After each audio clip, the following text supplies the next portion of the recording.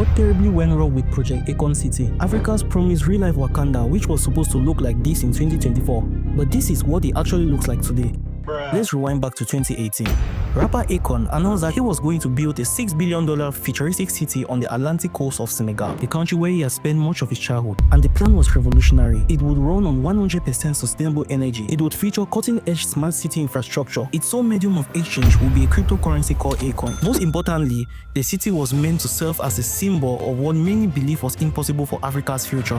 And Senegal itself was hyped. They even asked the people who were living on that land to move in exchange for a fee that to this day locals claim has never been paid. And that's where the first cracks of Akon City began to show, because 3 years after this grand announcement, residents reported that aside from a single ceremonial foundation stone, virtually no construction had begun. Akon blamed the pandemic, and yes, 2020 did screw the whole world over. By the end of 2023, the Guardian visited the site and found little more than a skeleton of one building, with cattle and goats grazing on the overgrown fields. No roads, no housing, no solar farms, and no futuristic towers as promised. Then 2024 came around, and even the Senegalese government was getting angry. They gave Akon 2 weeks to begin meaningful construction or risk losing the land altogether. The problem was, crypto had crashed and Akon wasn't doing well. In fact, today it's down 100%. That was a crucial financial pillar, especially to repay investors. Akon once said, "My goal is to try and build something that people deem impossible in Africa." But unfortunately for the entire continent, he proved the skeptics right. Because a few weeks ago, it was announced that the Akon City project no longer exists, and Akon himself will instead focus on something more realistic. Like and follow for more.